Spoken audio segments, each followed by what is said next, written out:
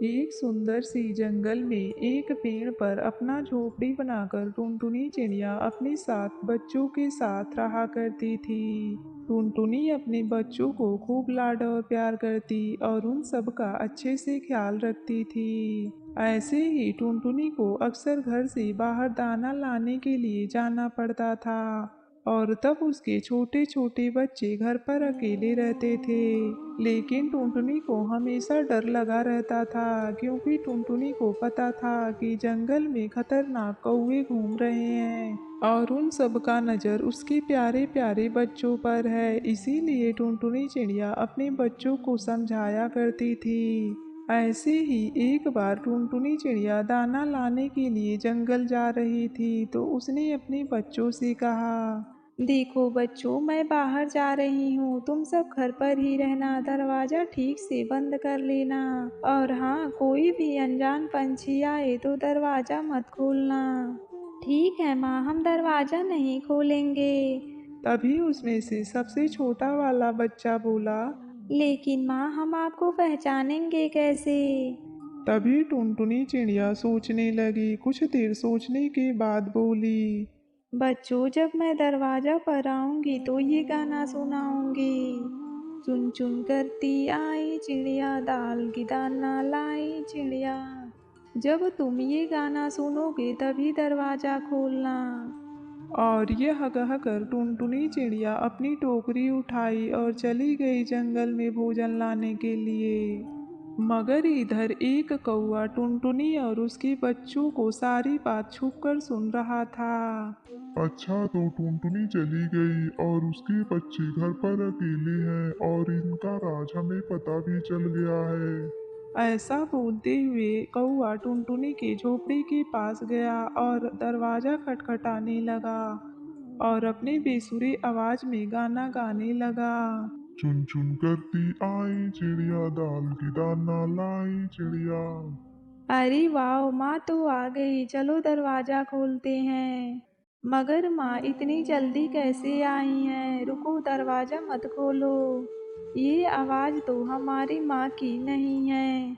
हमारी माँ तो कितना मीठा गाती हैं और ये जैसे कोई मेढक टर टर कर रहा हो। हाँ हाँ, तुम हमारी माँ नहीं हो, चले जाओ यहाँ से। इतना बात सुनकर कौवा परेशान हो गया। अरे बेटा, मैं ही तुम्हारी माँ हूँ, खोलो दरवाजा। नहीं नहीं, तुम हमारी माँ नहीं हो सकती। हमारी माँ की आवाज़ तो मीठी है और तुम्हारी मेढक की जैसी। इतना बात सुनकर कौवा समझ गया कि बच्चे यूं ही नहीं हाथ आएंगे और फिर कौवा सोचने लगा, क्या करूं, मेरी आवाज भी कितना बेसुरा है, क्या करूं क्या करूं।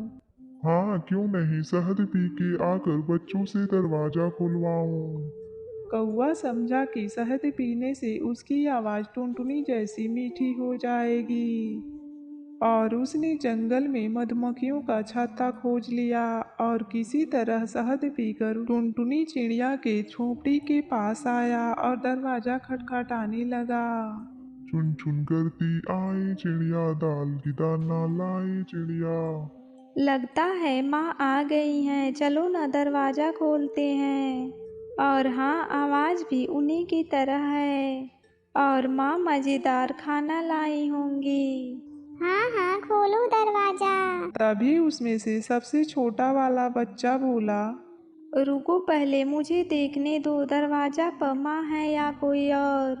टुनटुनी के सबसे छोटा वाला बच्चा दरवाजा के पास गया और नीचे से देखा। ये हमारी माँ नहीं है। हमारी माँ के पैर तो गोरे चिट्टे हैं और इसका पैर काला कल उठा है। ये हमारी माँ नहीं है, मत खोलो दरवाज़ा। तुम हमारी माँ नहीं हो, तुम्हारे पैर तो काले हैं और हमारी माँ का पैर तो गोरे चिट्टे हैं। चले जाओ यहाँ से। हे भगवान, ये बच्चे हैं या जासूस? लेकिन इतना जल्दी कौवा हार मानने वाला नहीं था। कौवा फिर गया गांव के चक्की पर। दोपहर का टाइम था, चक्की वाला आराम फरमा रहा था। तभी कौवा अपना पैर आटे में डाल देता है। उसका पैर टुनटुनी के पैर के जैसे गोरे हो जाते हैं। देखता हूँ कैसे बच्चे दरवाजा नहीं खोलते हैं। कौआ तुरंत टुनटुनी की झोपड़ी के पास पहुंचा और दरवाजा खटखटाया। चुन चुन करती आई चिड़िया, दाल की दाना लाई चिड़िया। लगता है माँ आ गई हैं। हाँ हाँ, आवाज़ तो माँ के जैसी मीठी है। हाँ चलो ना, दरवाज़ा खोलते हैं। रुको, पहले मैं देखता हूँ बाहर माँ है या कोई और। इस बार तो पक्का माँ ही आई होंगी। हाँ हाँ, इस बार तो माँ ही है। देखो ना कितनी मीठी आवाज़ है। चलो ना, खोलते हैं दरवाज़ा, मुझे भूख लग रही है। नहीं नहीं, दरवाज़ा मत खोलो, ओ कोई और है, हमारी माँ नहीं है। मगर बाकी के बच्चे उस बच्चे की बात नहीं सुनते हैं और दरवाजा खोल देते हैं। और फिर सारे बच्चे कौआ को देखकर डर जाते हैं। देखो बच्चों, मैं तुम सबके लिए भोजन नहीं लाया बल्कि अपना भूख मिटाने आया हूँ। ये सुनकर सारे बच्चे डर से जाके छुप जाते हैं। कौआ सारे बच्चों को ढूंढ लेता है और अपनी पीठ पर लाद कर जंगल की तरफ चल देता है। क्या बात है, नन्हे नन्हे ताजे ताजे बच्चे, आज तो मेरी दावत है। पर कौआ के नज़र से एक बच्चा बच जाता है जो सबसे छोटा था। कौआ का ध्यान उस पर नहीं गया और वो बच गया। थोड़ी देर बाद टुनटुनी दाना लेकर घर पहुंचती है तो देखती है सारा सामान इधर उधर बिखरा पड़ा हुआ है। डर के मारे टुनटुनी अपने बच्चों को आवाज देती है। बच्चों, मेरे प्यारे बच्चों, कहाँ हो तुम सब? देखो देखो, मैं तुम्हारे लिए क्या लेके आई हूँ। अपनी माँ की आवाज पहचान कर सबसे छोटा बच्चा बाहर आया और रोने लगा। टुनटुनी चिड़िया ने अपने बच्चे को गले से लगाया और पूछी, तुम्हारे भाई और बहन कहाँ हैं? टुनटुनी की सबसे छोटा बेटा सारी सच्चाई अपनी माँ को बताया। ये सुनकर टुनटुनी गुस्सा से आग बबूला हो गई। उस कौवे की इतनी हिम्मत जो उसने हमारे बच्चों को हाथ लगाया, आज तो मैं उसे नहीं छोड़ूंगी। तुम चलो मेरे साथ, बच्चों को और उस बदमाश कौवे को ढूंढते हैं। इधर कौआ बोरी लेकर चलता ही जा रहा था। थोड़ी देर बाद वो थक गया। कौआ ने सोचा अब थोड़ी देर आराम कर लेता हूँ, मैं बहुत थक गया हूँ। और वैसे भी बच्चे कहाँ भागे जा रहे हैं, उन्हें तो मैं बहुत मज़े से खाऊंगा। ऐसा सोचकर उस कौवे ने बोरी नीचे रखी और एक बड़े से पेड़ के नीचे सो गया। टुनटुनी अपने बच्चों को खोजते हुए जा रही थी, तभी टुनटुनी को अपने बच्चे की रोने की आवाज आती है। टुनटुनी चिड़िया ने देखा कि कौवा आराम से सो रहा है और उसके पास बोरी में बच्चे बोल रहे हैं। बच्चों को जिंदा देखकर टुनटुनी चिड़िया की जान में जान आई। वो छुपके से बोरी के पास गई, धीरे से बोरी का मुंह खोल दिया, सारे बच्चे बाहर आ गए। बच्चे अपने माँ को देखकर बहुत खुश हो गए। तभी टुनटुनी का सबसे छोटा बेटा एक बड़ा सा पत्थर लाया और उस बोरी में डाल दिया। और टुनटुनी चिड़िया ने रस्सी से बोरी का मुंह बांध दिया। और सारे माँ बेटे एक झाड़ी में छुपकर आगे का तमाशा देखने लगे। कुछ देर बाद कौवे की नींद खुल गई। ओहो, आज तो मैं बहुत ज्यादा सोया हूँ, मुझे घर जाना चाहिए और घर जाकर नन्हे बच्चे को खाता हूँ।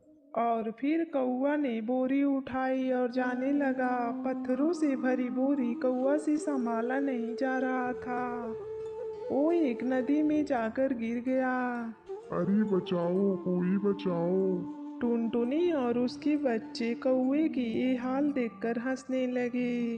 और टुनटुनी चिड़िया अपने 7 बच्चों के साथ खुशी खुशी अपनी झोपड़ी में रहने लगी।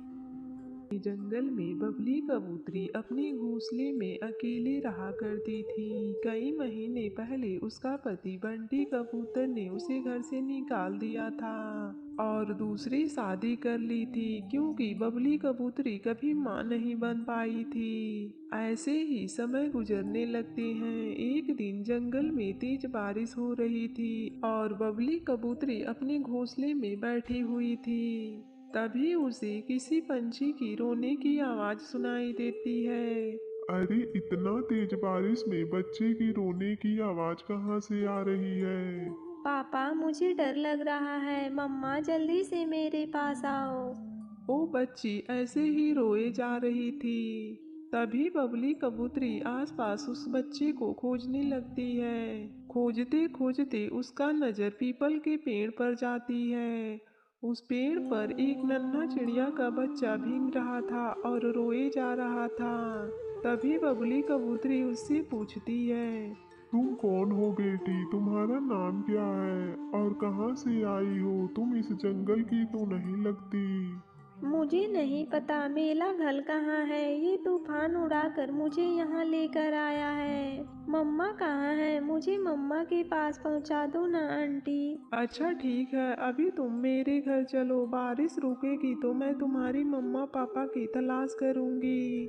और फिर बबली कबूतरी उस बच्चे को लेकर अपने घर आ जाती है। बेटी ये लो खाओ, तुम्हें भूख लग रही होगी ना।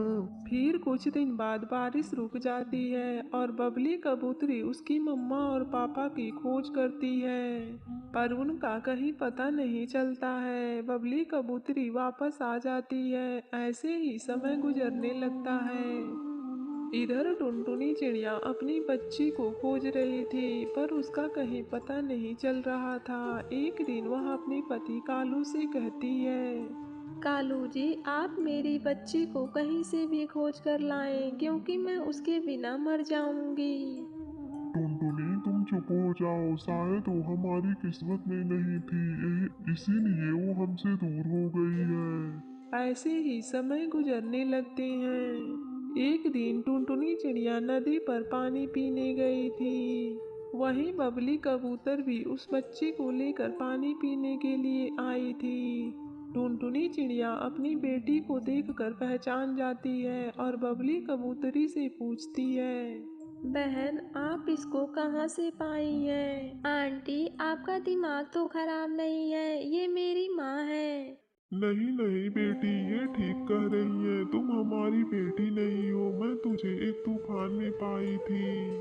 और फिर टुनटुनी चिड़िया सारी सच्चाई बबली कबूतरी को बताती है। और फिर बबली कबूतरी मायूस हो जाती है। बहन, आप मायूस मत होइए, आप मेरे घर चलिए, हम दोनों मिलकर इसका देखभाल अच्छी तरह से करेंगे। टुनटुनी चिड़िया की बात बबली कबूतरी मान जाती है और उसके साथ उसके घर चली जाती है और खुशी खुशी रहने लग। एक घने